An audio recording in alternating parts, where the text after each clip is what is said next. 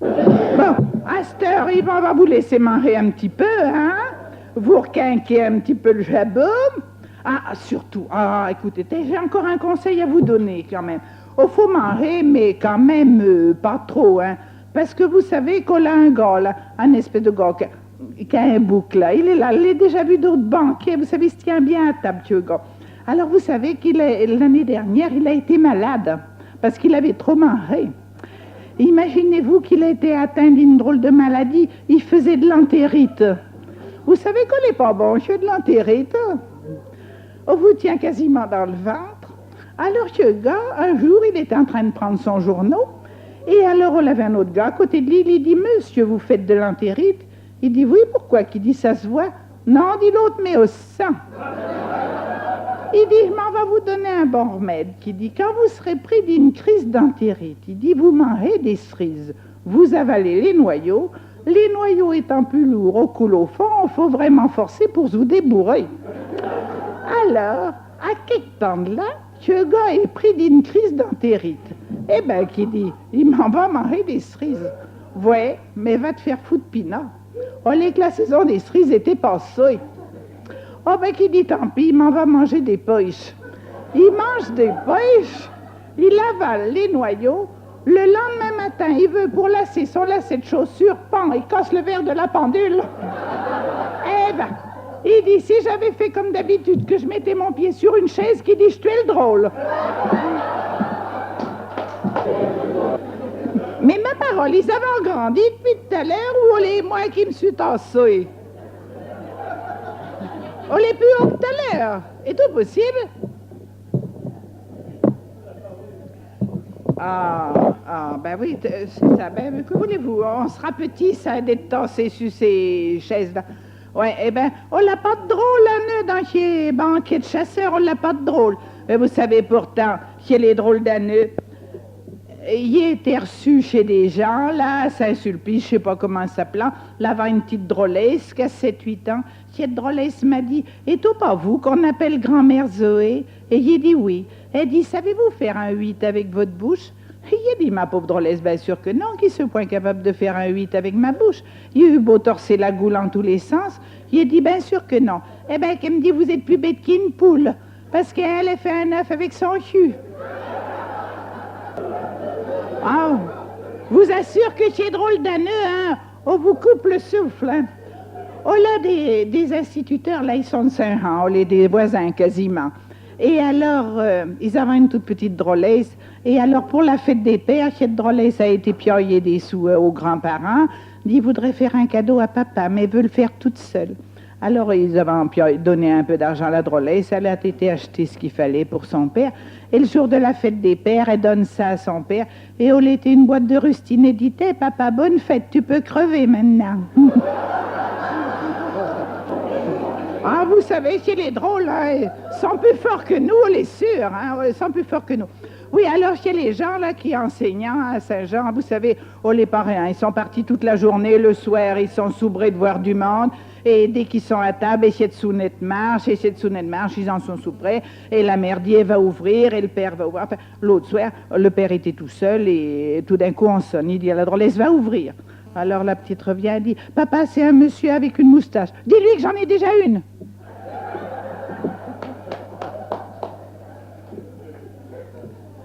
Vous savez, je ne sais pas si vous avez connu, au moins ils sont venus à Saint-Sulpice, mais on l'a déjà bien longtemps. Je ne sais pas s'ils existent toujours. On l'avait dénommé Pain, qui avait une ferme là.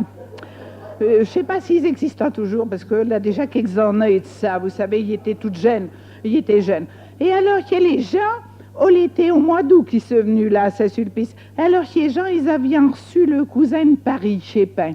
Ils avaient reçu le cousin de Paris. Alors, vous savez, dès le lendemain matin, tout le monde était en déjouqué de bonheur. Mais que disait ce gars qui dit, vous savez, je suis bien content que vous soyez là, les cousins, mais j'avais point le temps de s'occuper de vous.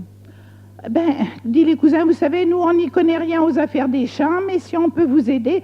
Ah, que dit oui, bien sûr que dit Pain, vous pourriez nous aider, qui dit, vous pourriez peut-être mener la morlette au viol.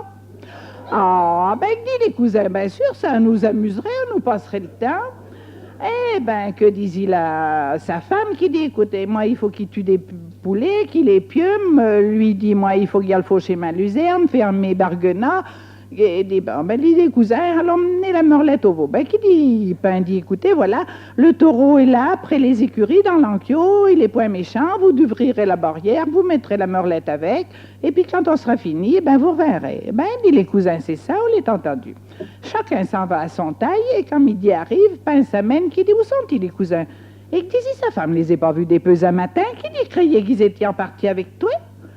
Eh ben, qui dit, leur est sûrement arrivé quelque chose, qui dit, et qui dit, qui a pu leur arriver des peu ce matin qui sont partis avec cette merlette, qui dit, qui dit, sûr, il est un peu fort, il s'en va sur le canton, il voit les cousins qui arrivent, tout rouge, tout dépenoyés, eh ben, qui dit, qui vous est arrivé? Eh ben, qui disaient les cousins, qui dit, nous, on croyait qu'on était amusant, ça de mener la merlette au veau. Eh ben, vous parlez d'un travail, qui dit, ils avons eu toutes les peines du monde à faire mettre la merlette sur le dos, mais ils n'avons jamais pu faire mettre le taureau de Geneuil, qui est parisien, hein? Il croyait qu'on se faisait à la parisienne, hein? Oh.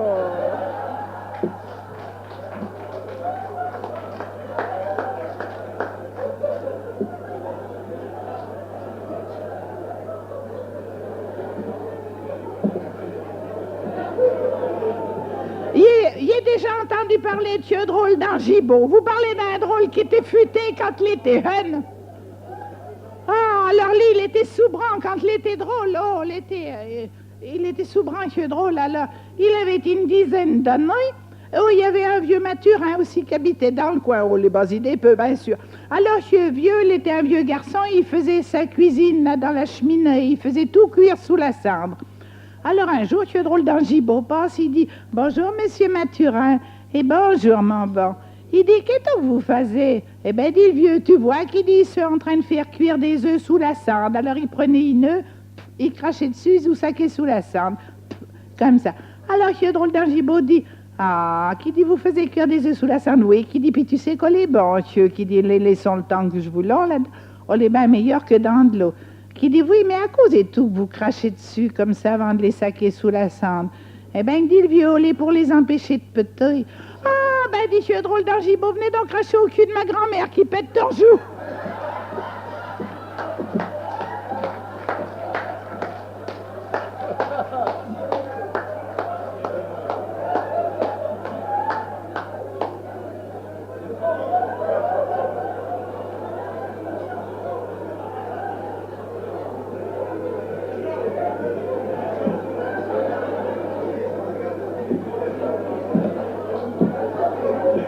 Oui, enfin, des peu le temps qu'il fait péter ma goule, là, il a l'habitude d'entendre chanter. Moi, quand il vient à des banquets, on la torjoue quelqu'un qui vient chanter une chanson.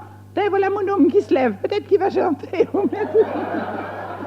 Non, eh ben, il se sauve. Vous savez, avec tous les cheveux qu'il a sur la tête, on ne s'y donne pas d'esprit.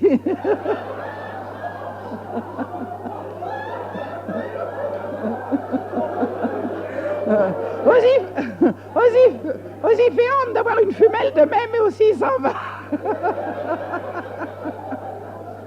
Oh, fait rien. Et malgré que si je perds mon mari, on n'a pas d'importance, on a assez là, dans la salle. On n'a qu'à choisir. C'est pas un pré-Esther à mon âge, vous savez, on fait un à mon âge.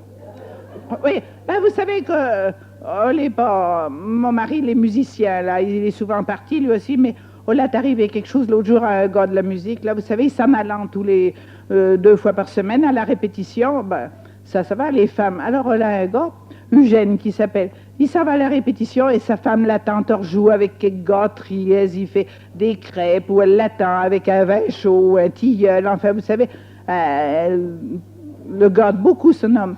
Alors l'autre jour, Eugène était parti à la répétition et le chef n'était pas là. Alors il se retourne aussitôt. Et puis, grand étonnement, sa femme était déjà couchée. Qui dit Esther, comment se fait-il que tu es déjà couchée? Alors elle était là, qui tirait les draps jusqu'à son menton, toute gênée. Qu'elle dit, enfin, il dit quand même, comment se fait-il, tu es déjà couchée? Il regarde la pendule, ils avaient une grande pendule comptoise, là, et qui dit, laisse-moi pas 10 heures, qui dit, tu es déjà couchée. Alors elle était toute gênée. Il s'en va chez de pendule, qui dit, mais elle est arrêtée.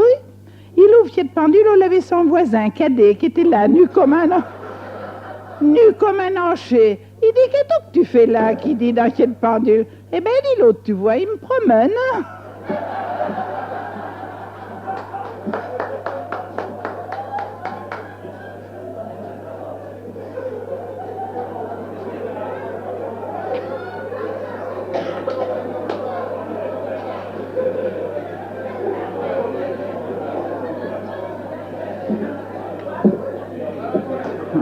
Vous savez qu'on a des gens qui ont de la chance. Mon homme, là, il est parti voir s'il a gagné. Écoutez, s'il a gagné le tiercé, scolé quand on joue. Mais vous savez qu'on a qui ça rapporte, ça. On a des gens vers chez moi, là, à la ferme d'Aux-Trois-Popions. Ils avaient gagné 16 millions en jouant la date de naissance du vieux de la Bianchette. Et à cette heure, il y a des gens, il y a un gars, Arsène, qui s'appelle, il est fier comme un pouille angora, là.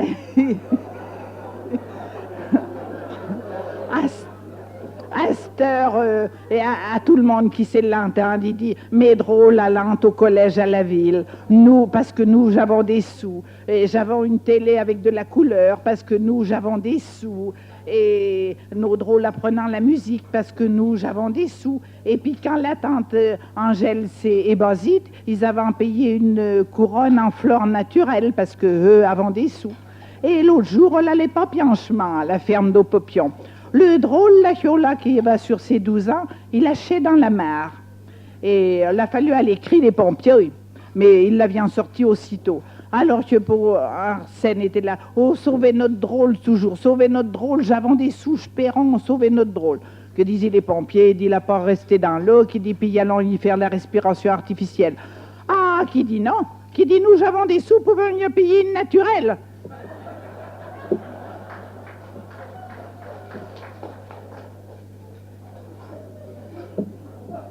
Bon, à cette heure, moi, il voudrait que quelqu'un vienne chanter, parce qu'il garde encore quelques histoires pour tout à l'heure. Les plus belles, on les toujours à la fin, bien sûr.